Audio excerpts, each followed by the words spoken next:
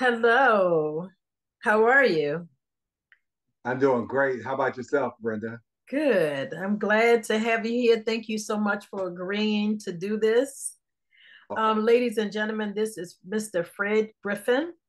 He is the Chief Executive Officer of Silas and Ward Financial Group. Silas and Ward Financial Group is a retirement and insurance firm led by Mr. Griffin and his wife, Joanne Griffin. The husband and wife lead team design strategies to help individuals reach their retirement and legacy goals. The couple have extensive entrepreneurial and corporate America leadership experience, allowing them to provide families with efficient tax strategies and financial solutions. Their goal is to help us to live the lifestyle we want to live, not the lifestyle that we have to live. Their biggest goal or joy is not only making a difference in our current lives, but also in the lives of our legacies and our loved ones. So let's again welcome Mr. Griffin. First question, where did you come up with the name Silas and Ward Financial Group? What inspired that? that's an excellent question, Brenda. Um, Silas is my great great grandfather, Silas Griffin, who was a Civil War veteran. Actually, if you're in D.C., I know some of your listeners may be outside of D.C., but here in the D.C. area, if you go down to U Street, there's at the Negro Museum, Civil Yes. War Museum. Silas's name is on the plaque, and the reason why because he fought in 55th Infantry and during the Civil War. So I was always once I knew that I was always very proud of him Yeah. because that meant that either he was a free slave or he became free, and so the fight in the Civil War. Either way, it inspired me to always think about myself in terms of being free. And his son Ward, actually, it was my great grandfather. His son Ward, which is my father's father. My father was named Edward Griffin. Ward used to always tell us, and he didn't live a long life. He died when I was 7. Mm. But one of the things that I remember Ward always telling us is that it's better to own a popcorn stand than to work for the man. And so that type of mindset, and he was a railroad worker, but he was a side entrepreneur also. I mean, Mm. and my father was a contractor. My uncle was a commercial real estate developer. I'm from Kansas City, Missouri, and my Wow. uncle was the first African American commercial real estate developer doing community development corporation CDC type of projects with churches building family homes. So I was able to be around. I know a lot of the media has a lot of bad rap on African American men, on black men, but Mm. thankfully I came from a family, a household, a community where I saw men taking care of business, and I wanted to be able to carry the torch and carry the mantle to, to be free, to be independent, to be free, to be. I'm sorry about that. That's some imperfections that happens in live podcasts, but to be free, to be independent, to um, to to work with individuals, helping them generate wealth on my own. Long answer to a short question. That's the inspiration. So you come from a long line of entrepreneurs. Yes, I did. Yes, So then what inspired you or what motivated you to work in the financial industry? that's a long story. Also, I knew that I always when I went to college, I always knew that I wanted to do something. If I had to work for someone, I didn't want it to be a 9 to 5 salary type job. So I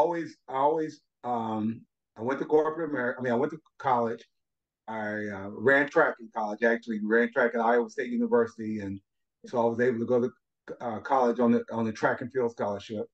And once I finished college, I knew that I wanted to be in a position that if I were going to work for someone, to at least be able to get salary plus commission or either all commission.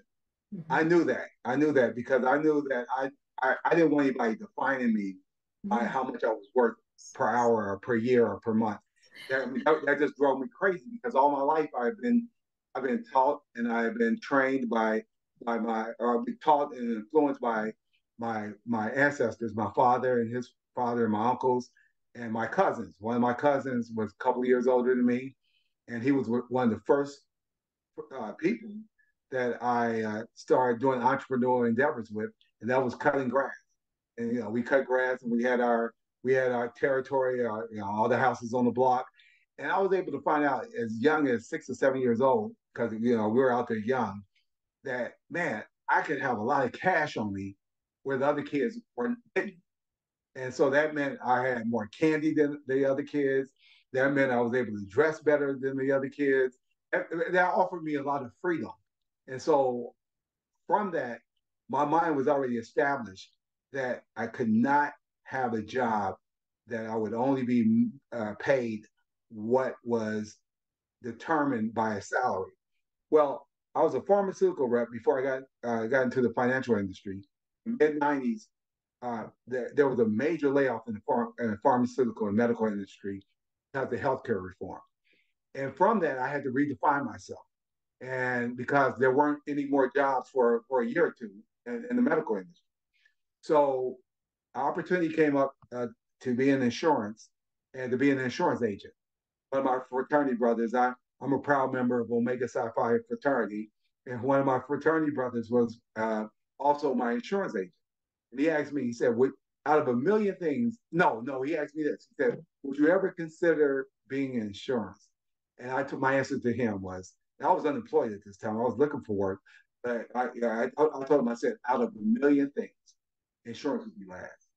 And the reason why I said that is because I, like many, had a limited understanding and an impression, an idea of what insurance was.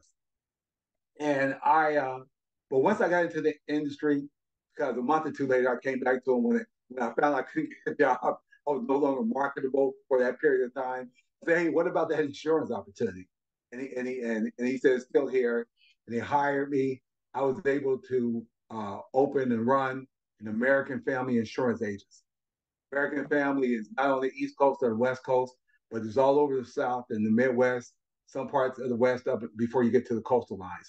Um, and I was able to run a very, very, very successful agency, and it sparked my interest, my desire, because I was able to find out that insurance was more than what I understood to be. And from there, I said, okay, it's great. I'm doing well in insurance. I really want to get a little bit more savvy. I want to be able to do more than write somebody's home or write somebody insurance on somebody's car or write a little life insurance on them. I want to get into the aspect of finances and doing and helping people with taxes, helping people with retirement, helping people invest their money for long term. And so from there, I left my insurance career, became a financial advisor with MetLife Security. And so and there I learned my world opened up into learning wealth strategies that was never shared with in my community. I didn't know anybody talking about some of the strategies that I learned. And from there I said, okay, I'm going to take these strategies that are really generated for the upper 1 percentile, and I'm going to work with the average family member, the average middle income or lower to middle income, or even a higher middle income people, um, to help them generate wealth, to preserve their money throughout their retirement, and to pass on money through their generations. That's what I do now, and it's a passion for me, and I really enjoy doing it.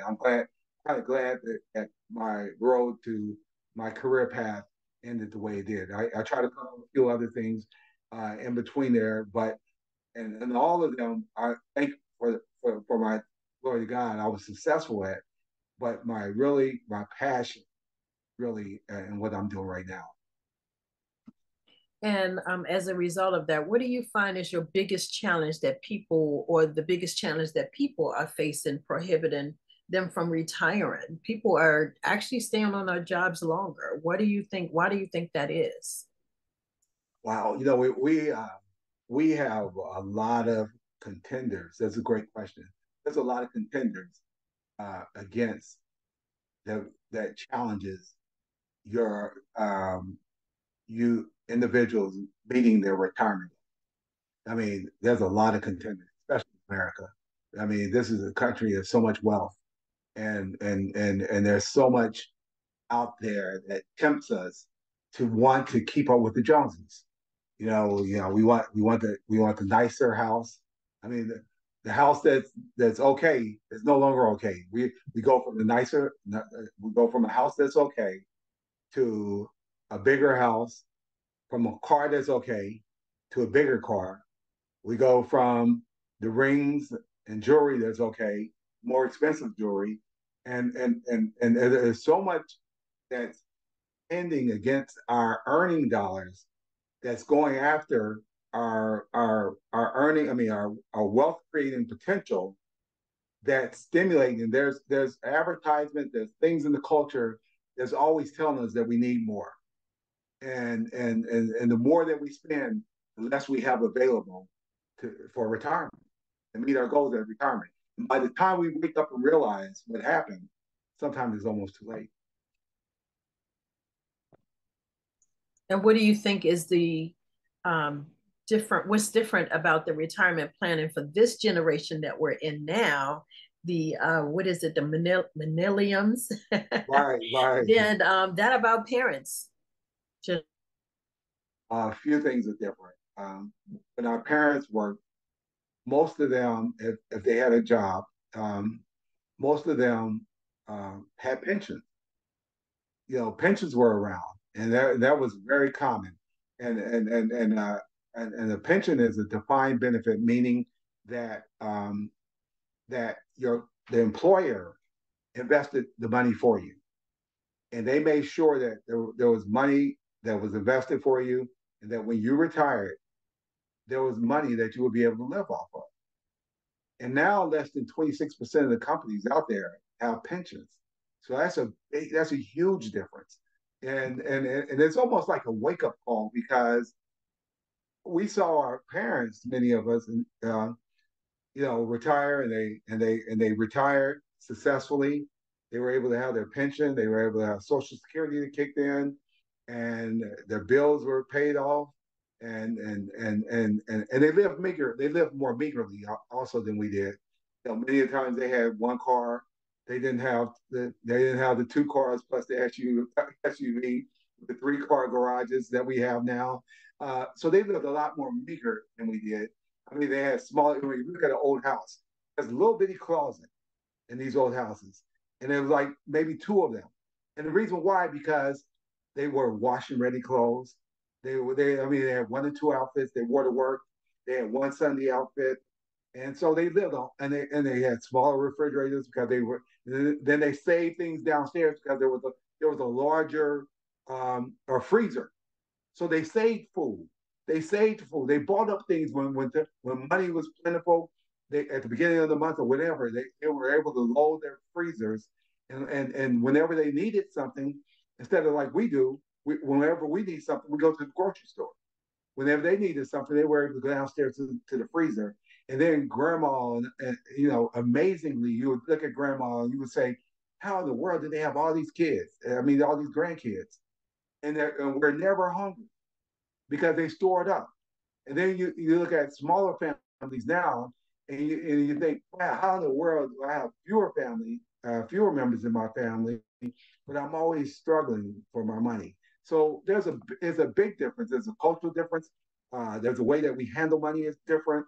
There was pensions in play then. There's not in play. So now you have to take control of, instead of depending upon the company set up your retirement, you have to proactively set up your own.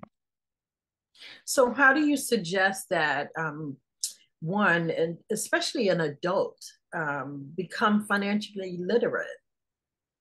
Well, I think that's a good question. I'm going to answer. I'm going to answer it the way you asked it, but I'm going to add something to it. Like you said, especially an adult. That would have been I would have been a setup. I could have knocked out the park if we just asked that generically. I'm going to answer the difficult question. That's like which is an adult. Because if you were to ask me starting with a child, then there's easier answers. But I'm going to answer it that way also. As an adult, like I said, it's a little bit more challenging because we've been taught all of our life, and our attitude about finances it's part of our DNA. It's who we are. It's ingrained in our mindset. So to change a habit in an adult, first of all, in order to reach your retirement goals, you have to be willing. You have to be open. You have to be open minded. You need to go into it with I'm willing, whatever I find out, and this is it. I'm willing to make the difference, the change. It's kind of like losing weight. So we gain weight by usually having bad habits. In order to lose the weight, if you really get tired of being overweight, you have to go into it with the mindset of whatever it takes. I'm going to have the mindset to do whatever it takes to change the habits. Same thing with finances. People want finances, they want their finance goals to happen presto, instant, just like their spending goals. Well, the reason why your retirement goals are not successful, because you want to do it with the same habit that has created them to be unsuccessful. So your spending habits, because you spend at will, you can't plan for retirement at will. You have to develop a plan. You have to create that plan. You have to stick by the plan. Same way like losing weight. And what are your thoughts about financial literacy for children? Because it's not taught in schools. Yeah, yeah. I think that's very important. I think, as we said, at the coffee table, at the kitchen table. First of all, again, parents have to wake up because whatever the habits you have, those are the same habits your children are going to have. So you look at, let's go back to diet again. You look at parents, and no parent birth a child wanting them to be unhealthy. No parent does. But if your eating habits are unhealthy, if you're sitting there, your habits are a lot of carbs, a lot of sugar, a lot of processed food, and your child is raised off of what you're eating, then that child is going to end up and have the same sicknesses and the same diseases that you have. So so like a diet has to start early and it needs to start at home. Your kids, you can't expect your kids to have bad habits with food and eating and diet, and then go off to school and have a discipline. They have discipline. It has to start at home. Same with finances. The parents need to start, and they need to understand that even though we may have not always did the right thing, we need to make sure we need to start establishing set up accounts for these kids. We need to let them know when they if there's even a such thing anymore as uh, as as as task at home and getting paid for your task, but a percentage of the money that we give you or the percentage of the money that you earn on your jobs, it needs to go in retirement. And if we start now as kids, letting those kids know the reward. If we start now as kids, then you'll have a lot more money to live on the rest of your life than we do. And the reason why I say than we do, because the generations now are living better than before, even though they may not be as disciplined than before. So these kids have almost a brat-like privilege of thinking that my parents are doing so well, so I'm going to do well also. Well, no, we need to teach them there's some responsibilities they have in this in order for their lives to be better than it is for even us now. It started early. Time is a friend. So, how does one generate generational wealth? One, by starting early. Starting early. setting money aside. If you set enough money aside, if you start setting money aside at a young enough age, and you start taking care of all the things at the times that you need to take care of them, when you get old enough, your money is established. Uh, get the proper amount of life insurance. I mean, when you're young, you can get a lot more. You be futuristic because a lot of times single people don't look at it like I don't need that much because I'm not married. I don't have any kids. Well, unless you plan not to be married and not have kids forever, that may be a good strategy. But many people end up some days probably getting married or having kids. I have a friend now that's planning their will. They're not married. They don't have kids, but they have a will and trust set up because they're going to leave things not only for their siblings and their nieces and nephews, but for their friends.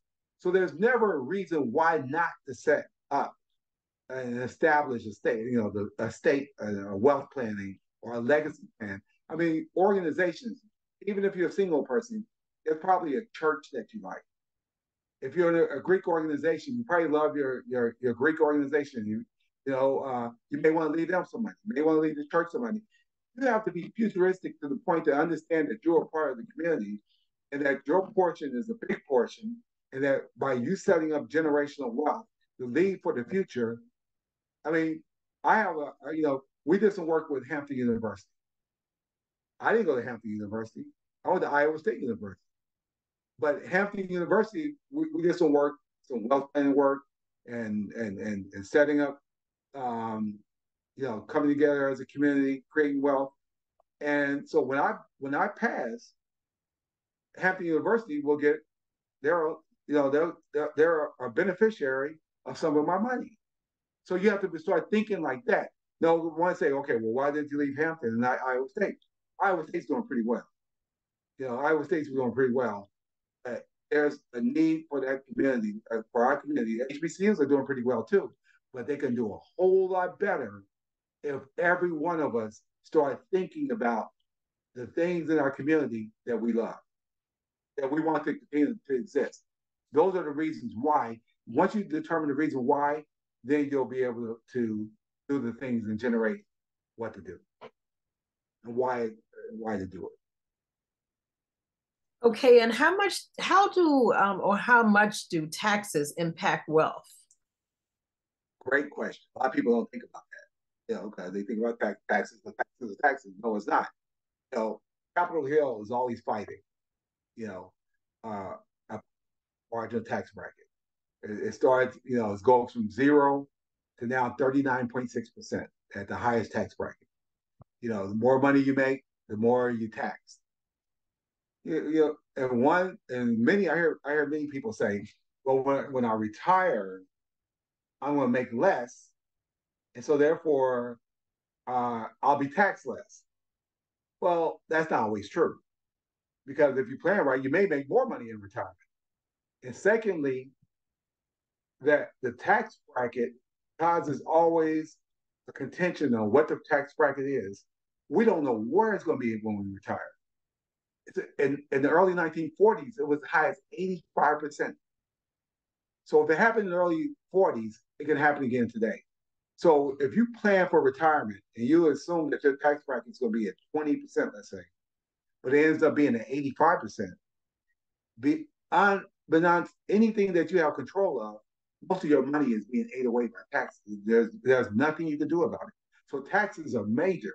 Planning for taxes, planning to generate tax-free income, planning to generate tax-deferred income, and generating more money and more wealth that you need to pay less in terms of taxes, either today and especially. And at what age or when do you think that one should start planning retirement? I think as soon as we start having money exchange. If you teach a kid, I remember when I was a kid, that same cousin that taught me how to create entrepreneurial income by cutting grass and washing cars and all that. That sounds menial, but that same kid, it was his father who's a commercial real estate developer. That same kid, when he was a teenager, owned houses. He bought houses. So, I mean, so his mindset, and he never worked for anyone. He never had a job working for anyone. He never went to college like I did. And so he started generating wealth. And his mindset at his birth, it was in his mind to generate his own money.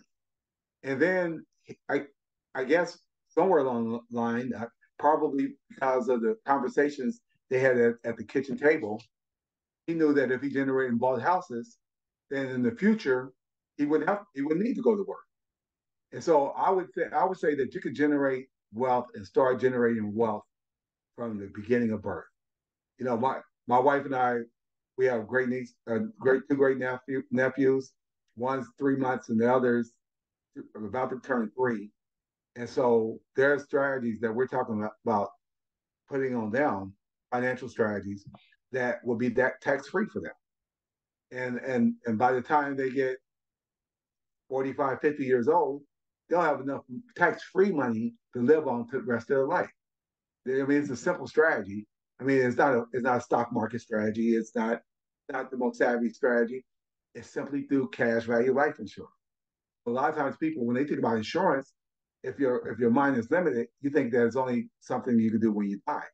But there's so many different savvy instruments even within that. And one is to be able to have tax free income.